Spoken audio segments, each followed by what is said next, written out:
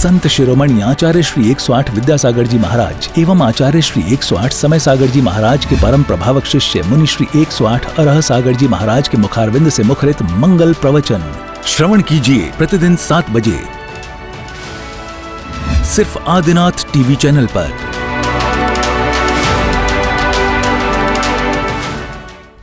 राजस्थान के किशनगढ़ का Tilak Stone and Arts Private Limited, जो अपनी चमक दमक के लिए प्रसिद्ध है, जहां पर मिलता है हर प्रकार का उच्च क्वालिटी का मार्बल एवं उससे बने उत्पाद, ऐसे ही तिलक ग्रुप परिवार को सौभाग्य मिला है परम पूज्य मुनि श्री अरह सागर जी महाराज के प्रवचन का पुण्यार्जक बनने का।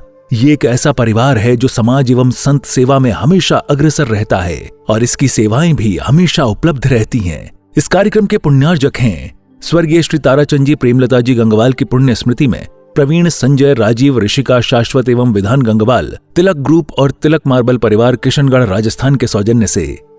वेबसाइट www.tilakstonearts.com, संपर्क सूत्र 9319374633, ईमेल sales@tilakstonearts.com। इस कार्यक्रम के पुण्यार्जक हैं स्वर्गीय श्री ताराचंद जी प्रेमलता जी गंगवाल की पुण्य स्मृति में प्रवीण संजय राजीव ऋषिका शाश्वत एवं विधान गंगवाल तिलक ग्रुप और तिलक मार्बल परिवार किशनगढ़ राजस्थान के सौजन्य से। वेबसाइट www.tilakstonearts.com, संपर्क सूत्र 9319374633, ईमेल sales@tilakstonearts.com।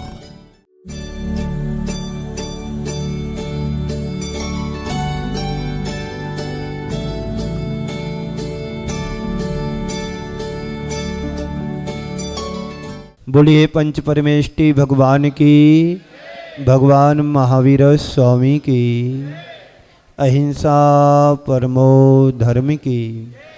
परम पूज्य आचार्य गुरुवर श्री विद्यासागर जी महाराज की, परम पूज्य आचार्य श्री समय सागर जी महाराज की, परम पूज्य मुनि श्री सुधा क्षमा समता प्रमाण सागर जी महाराज की। आप सभी व्यवस्थित बैठ जाएंगे। हमारी आवाज़ सुन रहे ना आप लोग पुजारियों? हम सभी बड़े भाग्यशाली हैं, पुण्यशाली हैं, सौभाग्यशाली हैं। आज हम अपने जीवन को धन्य कर रहे हैं। अपनी चंचला लक्ष्मी का सदुपयोग करते हुए जीवन को कृतार्थ भी कर रहे हैं। लोग 7 समुद्र पार जाकर के भी अपने धर्म को जीवन में उतार रहे हैं। लोग पैसा बहुत कमाते हैं और गमाते भी बहुत हैं, लेकिन वो लोग बड़े भाग्यशाली पुण्यशाली होते हैं जो पैसे कमा करके अच्छे कार्यों में लगाते हैं। यहाँ पर रांची का परिवार आया हुआ है और आज उन्होंने बृहद शांति धारा की मुनि सुब्रतनाथ भगवान के मस्तकों परी और उनके चरणों में। ये अपने आप में बड़ा सौभाग्यशाली दिन उनके जीवन का है कि व्यस्ततम जीवन में से भी कुछ क्षण हमने प्रभु के नाम निकाल पाए। इसी तरह से अपने जीवन में शुभ संयोगों को जोड़ते हुए जीवन का मार्ग प्रशस्त करते रहें। यही जीवन की सार्थकता है, जीवन की उपलब्धि है। वरना जन्म लेना और एक दिन मरण को प्राप्त हो जाना एक कोई बड़ी बात नहीं। जन्म सभी लेते हैं, जन्म महत्वपूर्ण नहीं है, जीवन जीना महत्वपूर्ण है। उसमें भी जीवन कैसे जीना ये और महत्वपूर्ण की बात होती है। हमारे बीच में हम पिछले 2-3 दिनों से सम्यक दर्शन के 8 अंगों की चर्चा कर रहा हूँ, जिसमें प्रथम अंग की चर्चा मैंने कल परसों की और आज उसके उसी क्रम में दूसरे अंग की चर्चा मुझे करना है आप सबके बीच में। पहला अंग निसंकित अंग, के जीवन में भय होता है, शंका होती है, संशय और संदेह को स्थान होता है, वो सम्यक दृष्टि नहीं हो सकता है। हमारे आचार्यों की हिदायतें हैं, वो कहते हैं सम्यक दृष्टि भयों से मुक्त होता है, शंका से मुक्त होता है, संदेह और संशय से भी मुक्त होता है। पहली पहचान और कसौटी हमारे जीवन की है। यदि हमारे हृदय में कहीं पर शंका और संदेह है तो विश्वास नहीं टिकेगा, और जहां पर विश्वास होता है वहां पर संदेह और शंका को जगह स्थान नहीं होता है। उसके आगे दूसरा हमारे सम्यक दर्शन का दूसरा अंग है निहिकांक्षित अंग। कांक्षा बोलते हैं इच्छाओं को, इच्छा के लिए, और निहिकांक्षित बोलते हैं इच्छा अतीत होकर के, इच्छाओं से रहित होकर के अपने जीवन के मार्ग को प्रशस्त बनाना। मनुष्य के मन में अंतहीन इच्छाएं होती हैं। इच्छाओं का सिलसिला कुछ इस प्रकार से होता है, एक इच्छा पूरी होती है, उसके स्थान पर दूसरी इच्छाएं जन्म लेने लगती हैं। आप अपने जीवन के अनुभव से पूछो, आप भोजन कर रहे हैं और सामने वाला भोजन अच्छे से लेकर के आ रहा है और आपको उसने गुलाब जामुन आपकी थाली में रखा, और देखते ही आपकी इच्छा कम होती है कि बढ़ती है। उसने एक रखा और आप सोच रहे हैं कि काश 2 रख देता तो कितना अच्छा होता। जो प्राप्त है उसे पर्याप्त नहीं मानते हैं, इसका परिणाम ये निकलता है कि हमारे इच्छाएं अंतहीन हैं। आपकी सैलरी मान लो अभी 2 लाख रुपए पर मंथ है, आपके मन में इच्छा जागृत होती है कि कहीं 4 लाख काश होती तो कितना अच्छा होता। जिस व्यक्ति के जीवन में 5 लाख पर मंथ होती है, वो सोचता है, चाहता है कि मेरी यदि 7 लाख रुपए पर मंथ होती तो कितना अच्छा होता। ये इच्छाएं व्यक्ति की कभी पूरी नहीं हो सकती है। व्यक्ति पूरा हो जाता है, उसकी इच्छाएं अधूरी रह जाती हैं। ऐसे ही एक बार किसी ने पूछा, रावण मरणासन अवस्था में था और उससे किसी ने पूछा कि आप मरणासन अवस्था में आप मरने के लिए जा रहे हैं, आपने अपने जीवन में बहुत कुछ किया, बहुत कुछ जोड़ा, कहीं ऐसा तो नहीं रह गया कि कुछ तुम्हारी इच्छाएं अधूरी रह गई हूं। तो रावण कहता है कि मैंने अपने जीवन में बहुत कुछ किया है। सोना मेरे पास था, मैंने सोने की लंका बना दी। मेरे पास बहुत कुछ था, मैंने सब लगा दिया। पर मेरे जीवन की कुछ अनंत इच्छाओं में कुछ इच्छाएं अधूरी रह गई। आगंतुक व्यक्ति ने पूछा कि ऐसा तो बताओ कि आपकी वो कौन सी इच्छाएं थी जो अधूरी रह गई, जिसे आप पूरा नहीं कर पाए। रावण कहता है मेरे जीवन की बहुत सारी इच्छाएं मैंने पूरी की, पर मेरे जीवन की मुख्य 3 इच्छाएं अधूरी रह गईं, जिसे मैं पूरा नहीं कर पाया हूं। यदि काश कोई इसे पूरा करेगा तो मैं समझूंगा कि मेरा जीवन धन्य हो गया। कौन सी वो 3 इच्छाएं हैं? आपके पास भी इच्छाएं हैं, आकांक्षाएं, अपेक्षाएं हैं। आप लोगों के जीवन में ही बहुत सारी इच्छाएं होती हैं। किसी की अच्छी साड़ी देखी तो आपके मन में विचार आ जाता है, ये साड़ी कहाँ से खरीदी, हमको भी ऐसी चाहिए। किसी की और चीज देखी, किसी की अच्छी गाड़ी देखी तो उसमें मन चला जाता है, किसी की ज्वेलरी देखी उसमें मन चला जाता है। पर कभी आपने अपने मन में ये सोचा कि मैं अभी तक परमात्मा नहीं बना हूं, ये इच्छा भी हमारी होना चाहिए। इच्छा तीस संसार में कोई प्राणी नहीं है। हमारे पास भी इच्छाएं होती हैं, आप लोगों के पास भी इच्छाएं होती हैं। आपकी इच्छाएं भोगांछा से जुड़ी होती हैं और साधु संतों की इच्छाएं परमार्थ से जुड़ी होती हैं।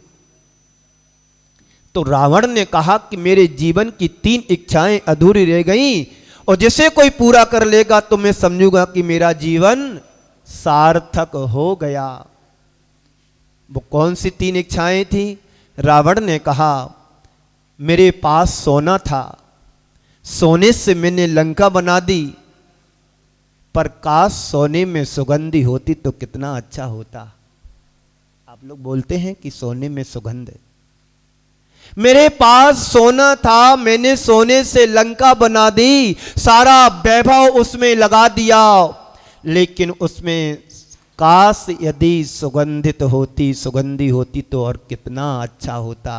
यह इच्छा मेरी अधूरी रह गई, और जिसे पूरा कोई कर सके करे तो मेरा जीवन भी धन्य हो जाएगा, उसे मैं पूरा नहीं कर पाया हूं, ये मेरी इच्छा अधूरी रह गई।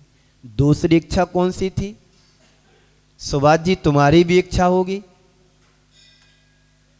कि अभी तक घर गृहस्थी को चला रहा हूं, काश में घर गृहस्थी से पूर्ण हो पाऊं, पूर्ण हो पाऊं तो गुरु चरणों से जुड़कर के जीवन का शेष मार्ग प्रशस्त कर सकूं। ये इच्छाएं बहुत कम बिरले लोगों के हृदय में पनप पाती हैं कि सारी जिंदगी आकांक्षा, इच्छा, भोगांक्षा में व्यतीत कर देता है, और यहां तक कि लोग किसी का पीछा भी करते हैं तो दुराकांक्षा से भर करके करते हैं, उसमें भी कसर नहीं छोड़ पाते हैं। हमारे बीच में धनपाल जी हैं, ओम हमारे बीच में धनपाल जी हैं जो आगरा से आए हुए हैं। इनके बेटे को दक्षिण अफ्रीका में कहां पर, जो भी गांव हो, शहर हो, वहां पर इनका बेटा जॉब कर रहा था।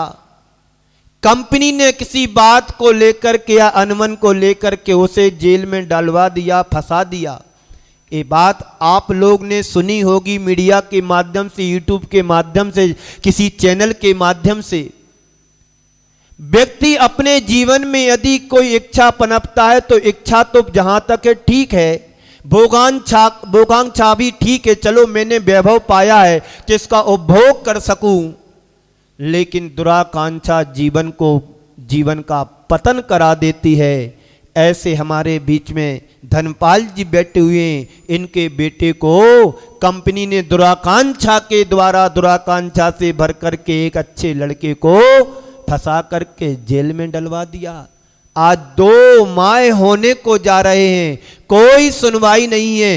देश होता तो यहां पर कुछ गुहार लगा सकते थे, जहां की भाषा का भी पता नहीं, किसी भी व्यवस्था का पता नहीं, कानून का पता नहीं, वहां ऐसी जगह फंसा हुआ है। हम सबकी सद्भावना प्रभु से कामना करता हूं, प्रभु से प्रार्थना करता हूं, मुनि सुब्रतनाथ भगवान उस बेटे को, उस बच्चे को, उस लड़के को, यदि वो निर्दोष हो तो 3 माह के अंदर वो वापस आना चाहिए। ये भावना हम भाएं। पैसा अपनी जगह है, भावना तो हम भा सकते हैं किसी का अच्छा हो।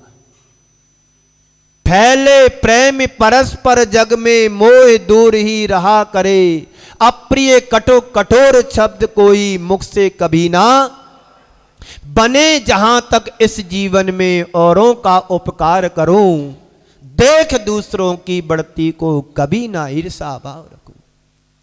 संसार का प्रत्येक प्राणी करता तो गलत है पर उसका फल अच्छा चाहता है। ऐसा कभी होगा? ऐसा कभी होने वाला नहीं है। यदि हमने गेहूं बोया है तो गेहूं ही तुम्हें काटना होगा, यदि हमने पाप के बीज बोए हैं तो पाप का फल ही तुम्हें भोगना पड़ेगा। अभी मैं उनसे सुबह बोल रहा था कि चिंता मत करो,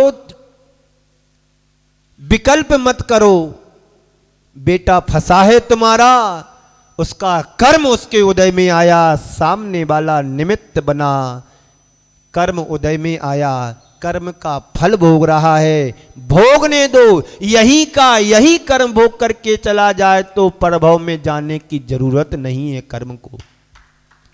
अभी कर्म का तीव्र उदय चल रहा है तो फंसा हुआ है, जब उसका पुण्य उदय में आएगा तो बाहर निकल आएगा। कर्म पर वसई शांतई दुखई रंत ऋतोदय, पाप बीजे सुखे नास्ता श्रद्धा ना कांक्षणा स्मृता। आचार्य समंत्रभद्र महाराज स्वामी ने श्राप का आचार में ये बात कही है कि संसार का व्यक्ति 4 चीजों से जकड़ा हुआ है। वो 4 चीजें अभी बताऊंगा। फिर मैंने उनसे आगे कहा कि धनपाल जी, ना सुख स्थायी है इस संसार में, ना दुख स्थायी इस संसार में, ना लाभ स्थायी इस संसार में, ना हानि स्थायी संसार में, ना अनुकूलताएं स्थायी है संसार में, ना प्रतिकूलताएं इस संसार में स्थायी हैं। सब क्षण भंगुर है। आज तुम्हारे पुण्य से तुम्हारा जीवन स्वस्थ है, अगले पल यदि तुम्हें कोई बीमारी आ जाए, अटैक आ जाए, कुछ गड़बड़ हो जाए, तो यही कहोगे कि देखो सामने वाला कितना अच्छा था, चला गया। अच्छा कार्य किया होगा तो लोग प्रशंसा के 4 शब्द कहेंगे, कितना बढ़िया था, कितना अच्छा काम करता था, बेचारा चल बसा, यही कहोगे ना। और जो बुरा होगा बस इतना कह करके फ्री हो जाओ कि क्या करें, संसार है, कर्मों का फल है, सबको भोगना पड़ता है। हम भी उस लाइन में हैं, मैं भी भोगूंगा, आप भी भोगेंगा, सभी भोगेंगे। तो मनुष्य के मन में इच्छाएं अंतहीन हैं। तो रावण ने कहा कि दूसरी इच्छा मेरी ये थी। पहली इच्छा तो आपको बता दी कि मेरे पास सोना था, सोने को मैंने लगा दिया लंका बनाने में, काश यदि उस सोने में सुगंधी होती तो कितना अच्छा होता। फिर रावण ने कहा कि दूसरी इच्छा मेरी ये थी, मेरे इर्द गिर्द चारों तरफ समुद्र है। समुद्र का पानी कैसा होता है पता है? कैसा होता है रांची वालों? खारा होता है। मेरे चारों तरफ जो पानी समुद्र का भरा हुआ है वो खारा है। काश एक पानी मीठा होता तो सबके उपयोग आ सकता था, सभी के काम आ सकता था। इच्छा तो बहुत सुंदर रही उसकी। उसने वो इच्छा अपने लिए नहीं, जगत के प्राणियों के काम में आने वाली इच्छा थी कि पानी अपार है, इस समुद्र को सुखा नहीं सकते हैं, लेकिन उस पानी का उपयोग भी तो नहीं हो रहा है।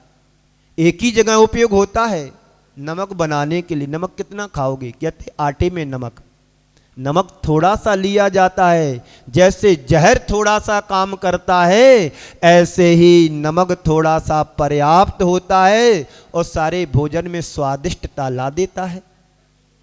तो क्या कहा रावण ने कि मेरे चारों तरफ पानी है, खारा है, पर उसको मीठा बना देता तो कितना अच्छा रहता। यह इच्छा मेरी अधूरी है, इसे मैं पूरा नहीं कर पाया। काश इसे कोई पूरा कर सके तो मेरा जीवन धन्य हो जाएगा। रावण ने चर्चा करते करते अगली बात कही। अंतिम और तीसरी इच्छा मेरी ये रही। क्या रही पता है आप लोगों को? कई बार प्रवचन सुनोगे तो मालूम पड़, मैं कई बार बोल चुका हूं। रावण ने कहा यहां से स्वर्ग जाने के लिए नसेनी लगा लेता तो कितना अच्छा होता। मरने के बाद व्यक्ति स्वर्गीय लिखा जाता है। ये भारत की उदारता है कि मरने के बाद हर व्यक्ति के नाम के साथ स्वर्गीय फलाने चंद। क्या पता वो स्वर्ग गया कि नरक गया। एक व्यक्ति मरकर के यमराज के पास पहुंचा। कहां पहुंचा रांची वालों? यमराज के पास पहुंचा। चित्रगुप्त ने उससे पूछा कि भाई तुम ये बतलाओ कि तुमने अपने जीवन में कोई अच्छा काम किया हो तो मैं तुम्हें स्वर्ग भेजूंगा, नहीं तो नरक जाना है। सामने वाले ने बहुत विचार किया, सोचा कि मैंने अपने जीवन में कुछ अच्छा किया ही नहीं है। सारी जिंदगी पैसा कमाया, पाप में लगाया, पैसा कमाया, पाप में लगाया और मर गया। अंत में सारी जिंदगी व्यक्ति जोड़ता है और एक दिन जीवन की अंतिम श्वासों पर सब छोड़ करके, यूएसए वाले भैया खूब कमा लेना पर लगाना भी, जहां जरूरत हो वहां लगाना, जहां आवश्यकता है वहां लगाना, अपने लिए कमाना और अपनों के लिए कमाना, अपने हित के लिए कमाना, दूसरों के हित के लिए कमाना, अपनी जरूरतों के लिए कमाना और जरूरतमंदों के लिए भी कमाना। तो तुम्हारे धन की सार्थकता है, वरना कमाया खाया खोया बह गया। तो रावण ने सोचा कि स्वर्ग जाने के लिए काश में नशेनी बना सकता तो मरने के पहले ही मैं स्वर्ग पहुंच गया होता। यह भी मेरी इच्छा अधूरी रह गई, काश इसे कोई पूरा कर सके तो मेरा जीवन सार्थक हो जाए। रावण की 3 इच्छाएं अभी तक पूरी नहीं हो पाई और कोई पूरा कर भी नहीं सकता। रावण जैसा व्यक्तित्व का धनी ही इस इच्छाओं को पूरा कर सकता है, तो उसे पुनः जन्म लेना पड़ेगा, तब इच्छाएं पूरी होंगी। कहा जाता है कि इच्छाएं आकाश के समान अनंत होती हैं। आकाश देखा आपने, जिसका ओर नहीं और छोर भी नहीं, उसे कभी पूरा किया जा सकता नहीं है। और मनुष्य अपनी इच्छाओं के कारण ही दुखी होता है।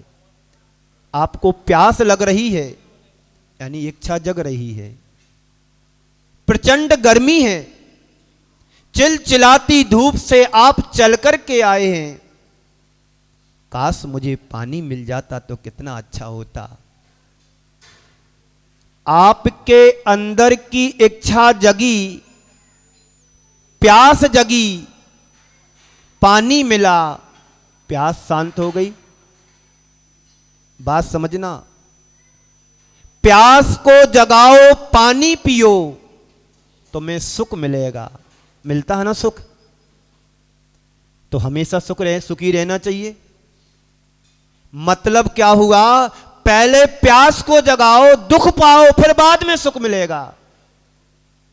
भूख लग रही है, पहले भूख को जगाओ, दुखी हो, फिर बाद में भोजन करने के बाद सुखी होते हैं।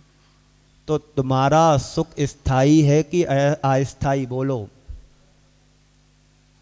पहले दुख को पैदा करो, फिर बाद में सुख मिलेगा। पहले पाप करो, फिर सुख के काम करो। संसार में कुछ भी नहीं है अपना, तन धन को साथी समझाता, पर ये भी छोड़ चले जाते।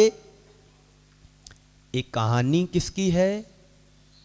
हमारी और तुम्हारी सबकी कहानी है। तो उसके हृदय में मनुष्य अपनी इच्छाओं के कारण दुखी है, और उसके हृदय में इच्छाओं का तूफान है। जितने अधिक वेग से वो तूफान आता है, वह उतना ही अधिक दुखी होता है। जितनी अधिक आपकी इच्छाएं बढ़ती हैं, व्यक्ति उतना अधिक दुखी होता है। हमारे धर्म शास्त्र और अध्यात्म शास्त्र हमें बतलाते हैं, इच्छाओं को अनिच्छा में बदल लो, तुम सुखी हो जाओगे। छोटा बच्चा है, उसकी कोई इच्छाएं नहीं होती हैं। जैसा खिला दिया, जैसा पिला दिया, जहां रख दिया, जैसे कपड़े पहना दिए, कोई मतलब नहीं। जैसे जैसे बच्चा बड़ा होता है, वैसी वैसी उसकी इच्छाएं भी डेवलप होती चली जाती हैं। आपका नाम क्या भैया? शाश्वत। आप जब छोटे थे, फर्स्ट क्लास में पढ़ते थे, तो आपकी इच्छाएं ज़्यादा थी कि कम? कम नहीं, इच्छाएं थी ही नहीं। और जैसे जैसे स्वास्थ्य बढ़ता गया, कॉलेज में गया, स्कूल में गया, इच्छाएं बढ़ी, कॉलेज में गया, इच्छाएं बढ़ी। पैदल जाता था, साइकिल से जाता था, अब कॉलेज में जाने के लिए स्कूटर चाहिए, स्कूटी चाहिए, बाइक चाहिए। कॉलेज के बाद जब पास आउट हुआ तो अब जॉब चाहिए, और जॉब लग गया, सैलरी भी अच्छी चाहिए, पैकेज भी अच्छा चाहिए। इच्छाएं बढ़ रही हैं, पैकेज अच्छा हो गया, अब वाइफ अच्छी चाहिए, अब पत्नी अच्छी चाहिए, अच्छे शहर की चाहिए, अच्छे खानदान की चाहिए, अच्छे परिवार की चाहिए। ये व्यक्ति की इच्छाएं अंतहीन, इनका कभी अंत नहीं आता है। व्यक्ति का अंत हो जाता, पर योग इच्छाओं का अंत कभी हो नहीं सकता है। अब पत्नी तो अच्छी मिल गई, अब बच्चे भी हो जाएं, 5-7 साल हो गए, बेटा नहीं हो रहा, बच्चा नहीं हो रही, मां नहीं बन पा रही, एक इच्छाएं हैं।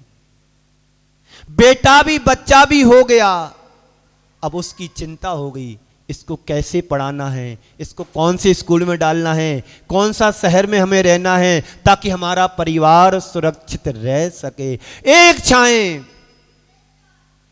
अनंत हैं। भगवान महावीर कहते हैं व्यक्ति के लिए सोने के पर्वत, चांदी के पर्वत भी दे दिए जाएं तब भी उसकी उससे पूर्ति होने वाली नहीं है।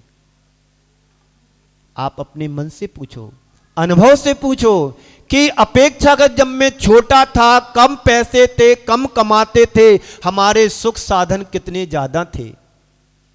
आज संसाधन हमारे जुड़े, हमारे से पैसा आगे बढ़ा और आज और पहले की अपेक्षा में पैसा तो बढ़ा है तो हमारी अपेक्षाएं और इच्छाएं भी साथ में बढ़ी हुई हैं कि घटी हैं।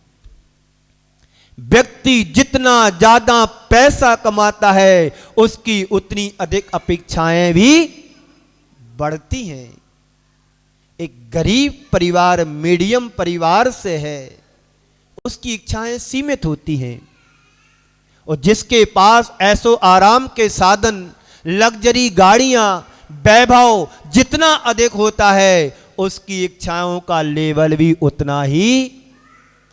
एक साधारण परिवार स्लीपर में जाकर के अपनी यात्रा तय कर लेता है और एक धनाढ्य परिवार जो संपन्नता की शिखर पर बैठा है, अब वो साधारण से टिकट से काम नहीं, वो तो फ्लाइट वाला टिकट चाहिए उसके लिए। बोलो ऐसा होता है कि नहीं होता रांची वालों? होता है ना, पक्का है ना? तो क्या करना है, इच्छाओं को कम करना है कि बढ़ाना है? महाराज अभी तो आशीर्वाद दो कि हम संपन्नता और अच्छे से प्राप्त करें, फिर बाद में सोचेंगे कि कितना घटाना है कितना बढ़ाना है। ये तुम्हारी बुद्धि है जो नाप तोल तुम्हारे से कराती है। तो धर्म, शास्त्र और अध्यात्म हमें यही बतलाता है कि हम अपनी इच्छाओं को अनिच्छा में बदल दो, बदलें। इच्छा को अनिच्छा में बदलना एक बहुत बड़ी साधना कहलाती है। ये साधना हर किसी के बस की बात नहीं होती है, ये तो महापुरुषों के जीवन की बात होती है। सम्यक दर्शन का दूसरा अंग निकांक्षित अंग, जिसकी कुछ चर्चा कल भी मैंने की थी और कुछ चर्चा आज भी कर रहा हूं। सीधा सीधा कह दो, वांछा रहित हो जाना, इच्छा रहित हो जाना, कांक्षा रहित हो जाना। अगर इच्छा रहित की बात करूं तो आज कोई इच्छा से रहित नहीं है। आप लोग भी यहां आए तो इच्छा को लेकर के आए थे, मैं भी यहां बैठा हूं तो इच्छाओं को लेकर के बैठा हूं। भैया जी भी यहां काम कर रहे तो इच्छाओं से भर करके काम कर रहे हैं, अपनी सेवाएं दे रहे हैं। संसार का एक भी प्राणी ऐसा नहीं है जिसके जीवन में इच्छाएं का जन्म ना होता हो। एक नहीं, अनंत इच्छाएं हमारी भरी पड़ी हैं और यहां तक कि दिन में इच्छाएं तो होती हैं, स्वप्न में भी इच्छाएं जागती रहती हैं। राजा भोज स्वप्न में देख रहा है, एक व्यक्ति स्वप्न में देख रहा है कि मैं राजा बन गया हूं, मेरे चारों तरफ जनता प्रजाजन खड़ी हुई है, मैं सिंहासन पर बैठा हूं, लोग मेरे दरबार में आ रहे हैं कि मैं दान की घोषणा मैंने कर दी है, कोई मेरे दरबार से खाली हाथ नहीं जा रहा है। स्वप्न में राजा बना हुआ है। थोड़ी देर बाद उसकी नींद खुल जाती है। कहां के राजा, कहां का दरबार, कहां का क्या, सब छूट गया। आप लोग भी यही स्वप्न देखते हैं, कभी दिन का स्वप्न देखते हैं, कभी रात का स्वप्न देखते हैं, पर संत कहते हैं ना दिन का सपना अपना होता है ना रात का सपना अपना होता है। जब अपना शरीर ही अपना नहीं है तो पर पदार्थ, पर वस्तुएं, पर चीजें अपनी कैसे हो सकती हैं। संसार भी एक सपने की तरह है जिसे हम दिन में भी देखते हैं और सोने के बाद भी ऐसी हमारे जीवन की इच्छाएं, कुछ दिन की इच्छाएं होती, कुछ रात की इच्छाएं होती हैं, कुछ खाने पीने की इच्छा होती है, कुछ किसी तरह की इच्छा होती है। इन इच्छाओं से व्यक्ति कभी तृप्त नहीं होता है। इन इच्छाओं को पूरा करने में सारी जिंदगी पूरी हो जाती है, पर परिणाम क्या निकलता है? संताप्त, अतृप्ति और दुख। मन में आया कि आज मौसम ठंडा है तो क्या खाना है? पकौड़ी बना ली जाए।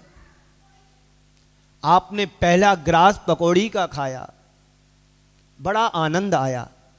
दूसरा में, तीसरे में, चौथे में, और एक थाली भर पकौड़ी तुमने खा ली और सामने वाली आपकी धर्म पत्नी और लेकर के आई, नहीं ठंडी ज्यादा और लीजिए, आप तो बड़ा मौसम सुहाना है। भैया अब बहुत हो गया, अब उल्टी हो जाएगी, अब अजीर्ण हो जाएगा, फिर डॉक्टर के पास जाना पड़ेगा। एक व्यक्ति पंगत में गया और वहां पर गुलाब जामुन खूब बने थे। उसने खूब खाए गुलाब जामुन खूब खाता थक गया और बाहर आया तो पेट में दर्द होने लगा। अब दर्द होने लगा तो किसी ने बताया भैया दर्द हो तो डॉक्टर को दिखाओ। चला गया डॉक्टर के पास, डॉक्टर साहब ने पर्ची लिख दी, दवाई लेकर के ले लो ठीक हो जाओगे। डॉक्टर साहब यदि दवाई लेने के लिए जगह होती तो 2-4 रसगुल्ले और खा लेता मैं। ऐसे इच्छा वाले व्यक्ति को क्या कहा जाए? संसार में प्रत्येक प्राणी इच्छाओं से भरा हुआ है, कोई इच्छातीत नहीं है। हमारे इच्छातीत यदि हैं तो अरिहंत भगवान हैं, उनके पास अब इच्छाओं का अंत हो गया है। सर्वज्ञ हितोपदेशी और वीतरागी बन गए। इच्छा तो संसार के सभी प्राणियों के पास है, यहां तक कि साधु संतों के पास भी इच्छा होती है। पर तुम्हारी इच्छाओं में, साधु संतों की इच्छाओं में जमीन आसमान का अंतर होता है। जो तुम्हारी इच्छाएं होती हैं उनसे अलग और भिन्न इच्छाएं उनकी होती हैं। तो हम भी इच्छा वाले हैं और आप भी इच्छा वाले हो। हम यहाँ पर बैठे हैं तो कुछ सुनाने के लिए बैठे, ये हमारी इच्छा है, ये हमारी दुर्बलता है, ये हमारी कमजोरी है। एक दिन महाराज श्री कह रहे थे जो मुनि होता है वो बोलता नहीं है, मौन होता है।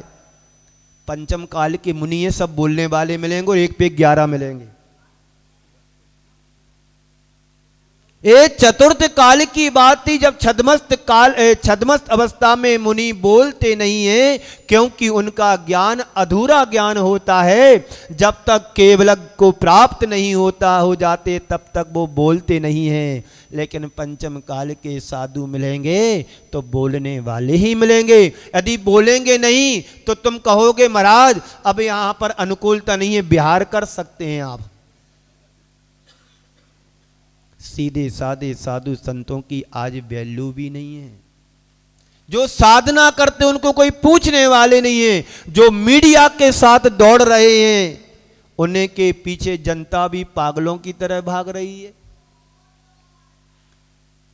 तो ये सब इच्छाओं से प्रेरित होकर के व्यक्ति सब कर रहा है। तो आकांक्षा, भोगाकांक्षा, दुराकांक्षा और निष्कांक्षा।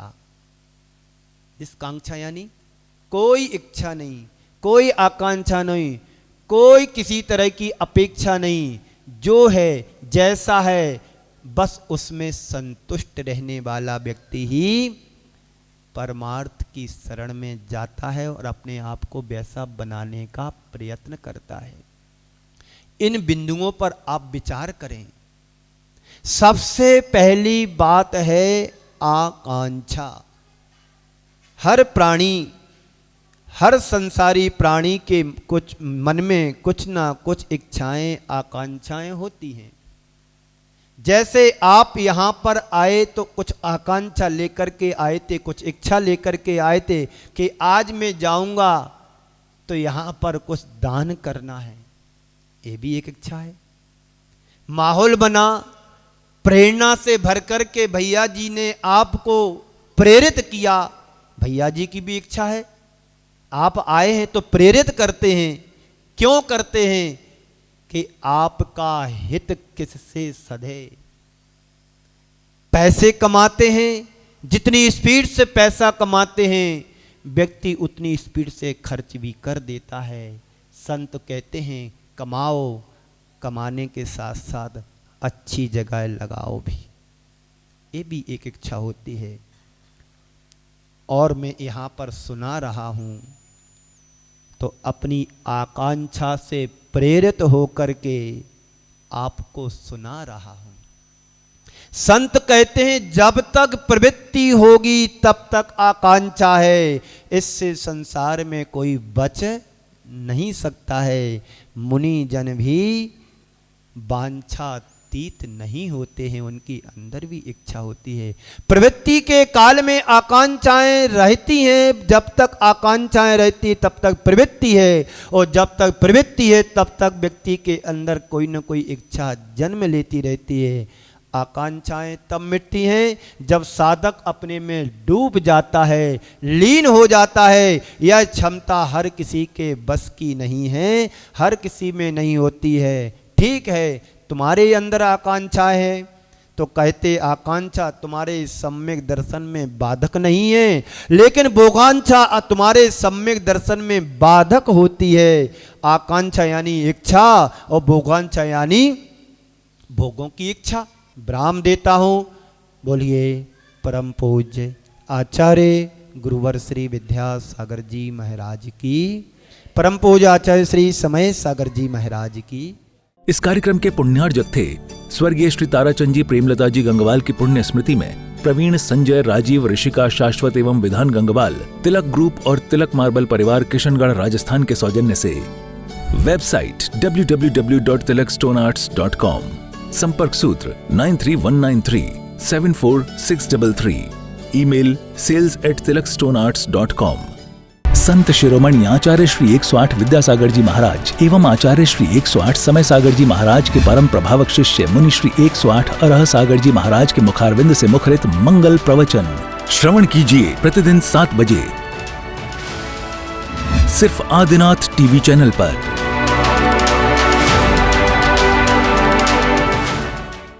राजस्थान के किशनगढ़ का Tilak Stone and Arts Private Limited, जो अपनी चमक दमक के लिए प्रसिद्ध है, जहां पर मिलता है हर प्रकार का उच्च क्वालिटी का मार्बल एवं उससे बने उत्पाद, ऐसे ही तिलक ग्रुप परिवार को सौभाग्य मिला है परम पूज्य मुनि श्री अरह सागर जी महाराज के प्रवचन का पुण्यार्जक बनने का।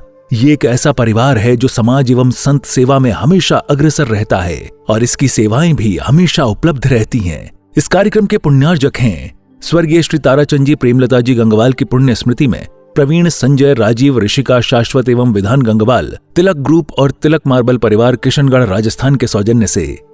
वेबसाइट www.tilakstonearts.com, संपर्क सूत्र 9319374633, ईमेल sales@tilakstonearts.com।